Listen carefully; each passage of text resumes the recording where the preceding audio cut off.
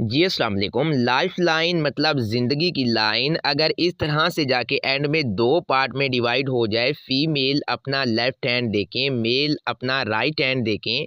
अगर ज़िंदगी की लाइन एंड में दो पार्ट में बटी हो तो ये प्रेडिक्ट करती है इस तरह के लोग बहुत ज़्यादा बेचैन तबीयत के मालिक होते हैं और इस तरह के लोग कभी भी किसी एक काम या किसी एक मकाम पे टिकने वाले नहीं होते। ऐसे लोगों के अंदर एक तड़प होती है आगे बढ़ने की, कुछ करने की, और इस तरह के लोग हाथ पे हाथ रख कर बैठने वाले नहीं होते और ये लोग कुछ ना कुछ करते रहते हैं। ऐसे लोगों को घूमना फिरना, मुक़द्दस मकामात की ज़ियारत करना बेहद पसंद होता है। लाइफ लाइन जब भी एंड में दो पार्ट में डिवाइड होती है तो ये आपके हज उम्रा होने, आपके बैरून मुल्क विज़िट होने और इस तरह के लोग काम की नीयत से भी जाकर सालों तक किसी कंट्री में सेटल रहते हैं और वहाँ पे जाके ये एक अच्छी खासी अमाउंट अर्न करते हैं।